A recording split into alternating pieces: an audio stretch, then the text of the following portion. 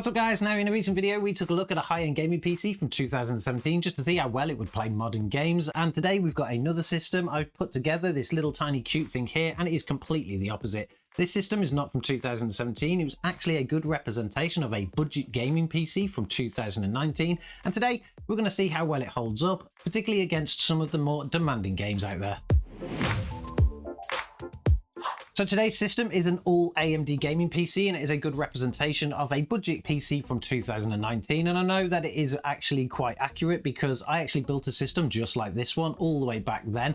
When I got back into PC gaming I wasn't really sure what I wanted, so I just cobbled together something on a budget and I got a machine that looked similar to this. Back in 2019, AMD were producing Ryzen processors and they also had the Ryzen 3, which is exactly what's in this system. For the CPU, we have the Ryzen 3 3200G. Now, technically that is an APU, but it was the only Ryzen 3 really available or newly available on that year. It is only a quad-core processor, but for its time it was pretty fast and it didn't cost a lot at all. You could pick these up for around £80 brand new, which was a pretty decent price, particularly for a modern generation platform. For the RAM, we have 16GB of DDR4, so AM4, of course, being the platform, will support DDR4 RAM, and 16GB was just about normal then. I actually picked 16GB up when I built my system in the form of 2 sticks of 8GB, so at least you get the dual channel capability. The motherboard that we've got today is a very basic A320 and it doesn't actually have an NVMe slot, so we have had to install a SATA SSD, and for that it is a crucial 480GB SSD. That is plenty for getting some basic games on there, although you'd probably want to go much bigger nowadays. But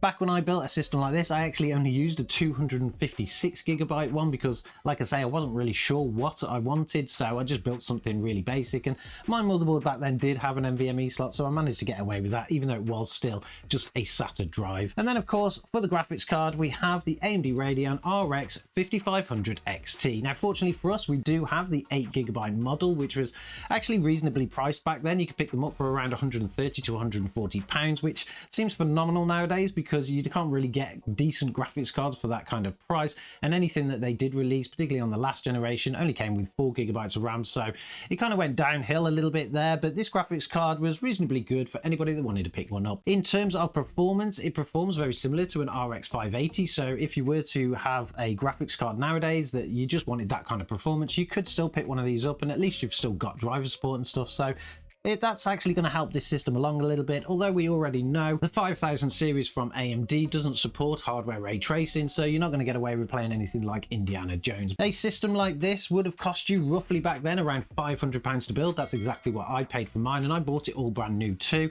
Nowadays it will cost you a lot less, even though the graphics cards are still holding their price a little bit. I managed to pick this one up for about £100, which seems a little bit silly to be honest, but I've had it a while now and hopefully they're not still that price on eBay, and I really wouldn't go out and purchase one. If you were going to do that, I would get something a little bit newer, but it's going to be good to see what a budget 2019 PC can actually still do in some of the modern games. Now, a system like this was actually designed for games that were produced around 2019 and it has absolutely no issues playing them at all. For games like Shadow of the Tomb Raider, which was released in 2018, running the game in 1080p with a high preset, you can easily achieve 66 frames per second on average with a 1% low of 50.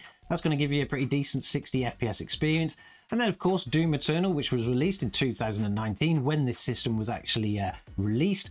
You could run that game in 1080p with a high preset and still achieve a high FPS experience of around 112 frames per second with a 1% low of 71. So that does mean that when this system was produced, even though you were not spending a lot on a system and it was technically classed as a budget system, you could still get a pretty decent experience in most games. And of course, this system was completely designed for 1080p, so that's pretty much the resolution that we're going to be sticking to today. But how well does it perform against some of the latest and greatest games? Well, there's only one way to find out. Now, for today's testing, I've taken a slightly different approach to normal. Instead of me actually picking a bunch of games that will potentially actually work on the system and showing that off, I actually reached out to a couple of other creators, some of my friends, and I asked them what were their favorite games that they played since 2019. And then we could go up the years a little bit just to kind of see how well the system continues to perform as we go forward.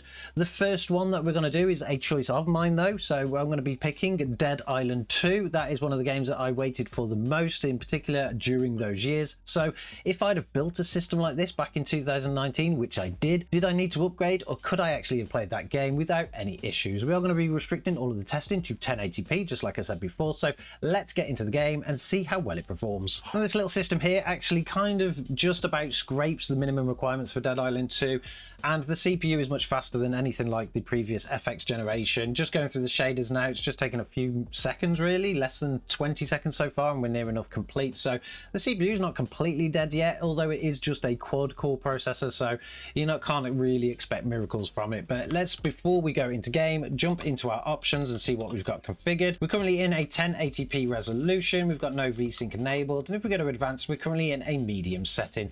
Now, I suspect that this game will need a medium setting for this kind of specification, or at least lower than that. So let's leave it exactly where it is and see what the performance is like. So now that we're in game, we can see that we're currently getting an average of around 73 frames per second. That's actually not too bad. I thought it was going to be much worse than that, but our 1% lows are taking a big dive here. We've just gone down to a 1% low of 9, which means it's going to be a stuttery performance throughout. So unfortunately, that's not going to cut it. Currently, the CPU and graphics cards seem to be quite well paired at the moment, although they are fluctuating up and down depending on what's being used. Sometimes the CPU will jump to 100%, sometimes the graphics card does, so not everything looks perfect, to be honest. So what we'll do is we'll head back over to the settings, we'll go to the options, we'll go to display, and we'll turn the settings down. Let's give it a low preset at the moment, and we'll go back into the game, see if it gets playable then. Heading back into the game now, we can see that the average frames per second has actually increased by quite a lot. We've gone up to around 90 frames per second on average, but unfortunately that 1% low is still giving us some trouble here. It's the 1% low now is currently at 7, and this is an unfortunate thing about this game because you generally get about half of your average FPS on your 1% lows. I don't know whether that's just the way that they've actually programmed the game. Maybe there was more optimization they should have made, but at the moment it is reasonably playable, but you're getting some major stutters, particularly when loading in new areas, and you just really don't want that in a zombie game like this. So unfortunately, Dead Island 2 is not the greatest experience on this system. I wouldn't have liked it, and you probably wouldn't do either, and that's really where this system's kind of shown its age now. When you get some real CPU demanding games, the little Ryzen 3 3200G just isn't really enough to cope anymore, although it'll pretty much get most of the job done on anything that isn't that kind of game. The second game that we're going to be testing is, of course, Cyberpunk 2077, and this was actually suggested to us by Tristan at Tecware. It is another channel just like ours, so I'll put a link to their channel in our description if you want to go and check them out and subscribe. Definitely worth doing because they do slightly different types of content to us, and you'll have great fun over there as well. Cyberpunk 2077 is also going to be quite CPU demanding because it is an open world game and there's a lot of things on screen. But again, before we actually get into the game, we'll head over to the settings and we'll see what we've got configured. The one thing that we're going to do is check here. We've got a resolution of 1080p. We're going to leave it at that, and we're going to set the quick preset down to a medium preset. I'm going to try for a medium, and we're going to turn off FSR at the moment. Apply those settings, and then we'll jump into game. Now, like I say, Cyberpunk 2077 being an open world game that has a lot of assets on screen is quite CPU demanding, so I'm expecting a similar result to the previous game, but things can surprise you because they can actually do a lot more optimization. We'll find out once we get into the game. It's just loading up now. The game is actually loaded up, and we're currently getting an average of 52 frames per second, but the 1% lows are looking much healthier in this game. We're currently getting a 1% low of around 28 frames per second, but it's not diving and dirting all over the place. Our frame time graph is up and down. It's around the 20s or the 19, 20, something like that. It did just dip down to 16 then, which is giving a reasonably smooth experience so far. Of course, this game really becomes demanding when you're in a car, so we're not really going to be able to judge it fully until we get into one, but so far it's actually looking pretty good. What I'll do is I'll head over to the settings though, and we're going to just change that graphics preset down to a low preset just to kind of see if that's going to clear things up a little bit and give us a higher 1% low. Head back into the game, and then we'll just double check our stats. Now, we have seen a bit of an increase here in across the board. We're currently getting an average of 62 frames per second with a 1% low of 37. That does mean that this is actually performing much better than the original console versions, and we're getting a pretty decent experience out of it, to be honest. This is actually quite playable now. So if Tristan is watching, and I'm sure he is because he'll want to know his name was actually mentioned in the video, you could have actually got away with playing Cyberpunk 2077 on a system like this if you still had one, and it seems to run reasonably well. Again, it's not the greatest experience, but we can't expect that from a budget system that's now 5 or 6 years old, but it would actually get the job done. Now, the last game that we're going to be testing was suggested by Dan at Pro Yam Yam PC, and again, I'll put a link to his channel in the description below, so you can go and subscribe if you want to. The game, of course, is God of War Ragnarok. I haven't actually played this game before, but we are currently waiting for the shaders to compile on a 3rd generation Ryzen 3. That takes a while, not as long as things like FX processors and stuff, but it's slowly going up. We're currently at 86%. 87%, so it's going to take a few minutes to actually get into this. Like I say, I haven't actually played this game before, so we're going to be starting right from scratch. I've pretty much just loaded it up to make sure that we can get rid of any CGI videos, so if this is not the most demanding part of the game, I do apologize. I'm sure once I do get into the game, we'll open more things up later on and we can retest things like this, but at least this will give somebody who was looking forward to this game and still has a system like this a chance to see what the first experience would actually be. One eternity later. Now that the shaders have actually compiled, we're going to go over to our settings because I'm not 100% sure how demanding this game is yet. I believe it is going to be much more demanding than when this system was actually developed, and probably a lot more demanding than the original God of War game, which seems to run reasonably well on most hardware. We'll pop over to the settings. We'll go to the graphics and camera, I think. Like I say, I haven't actually really gone through this game before. We'll go and find the settings. We're currently running in a resolution of 1080p. We've got our VSync disabled. We've got scaling method as the temporal AA and the quality of natives. We'll go down to the preset. We're currently set in a high preset. We'll start with the high preset, and then we'll lower things to see if we can actually get it playable. But let's head into the game and see what kind of averages we get. So right at the beginning of the game, we seem to be on some kind of sled here. I'm not sure what's going on, but we can actually control it. The game looks reasonably well in these settings, and we're currently getting an average of around 38 frames per second with a 1% low of 34. Again, I don't know if this is the most demanding part of the game. I'm sure it's not, but that will at least give you a 30 FPS experience in 1080p. Currently, our CPU is actually quite underwhelmed at the moment, and the graphics card is being really pushed to its limits at around 99%. Generally, that is the way that you like to see it because you're getting the full potential of your graphics card, which kind of might show us that we're in trouble here, particularly when trying to get a 60 FPS experience. But what we'll do is we'll head over to the settings and we'll see if we can get that. We'll go back to the graphics and we're going to shoot down here all the way to the preset. First thing we're going to do is we're going to drop the preset. We want to kind of bump it up to around 60 FPS if we can, so I'm going to drop it to a low preset. Not many people would like to actually play it on that, but if you do still have a system like this from 2019, you're going to have to make some kind of sacrifices, and usually it is in the quality of the game. So let's head back into the game with the low preset enabled and see what happens to our performance.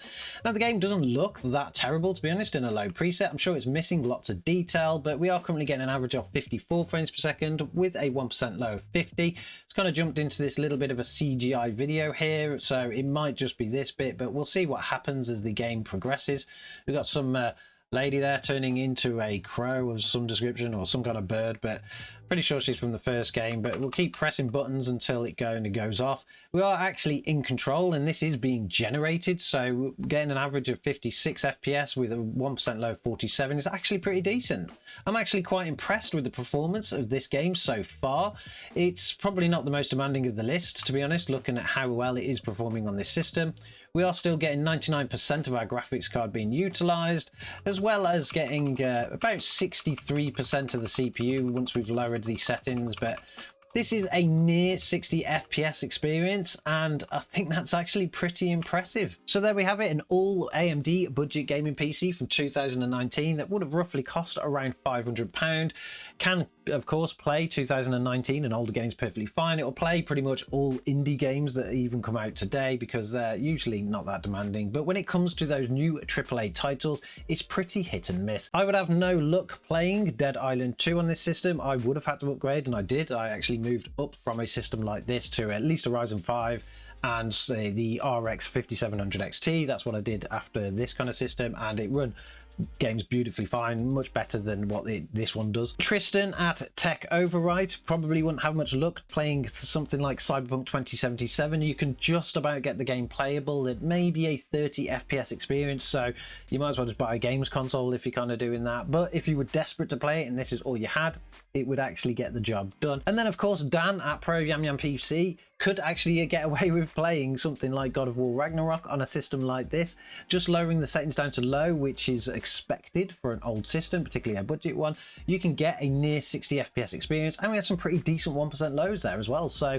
I reckon you could probably get away with playing that game all the way through, but I'm sure you guys will let me know in the comments. Is there a much more demanding sequence or scene in that game which will absolutely crunch this system? Once you let me know, I'll probably get a little bit more through the game. I'll start to play it properly and we'll unlock that, and we can always come back and do another test again. But anyway, this is the end of our little budget gaming PC from 2019 video. Let me know in the comments below what you think about it. Do you still run a system like this, or did you build one back in the day, and what kind of parts did you use? My system was a little bit different to this because I didn't have an AMD graphics card. I actually had a GeForce graphics card. I purchased the GTX 1650, which would reasonably be on par with this anyway, but the only reason I did that is because I didn't want the extra power connection at the time. I was using it for some kind of project, but and then I turned it into a gaming PC. Don't forget to subscribe to the channel if you like this kind of content, and I'm sure as always I'll catch you guys in the next one.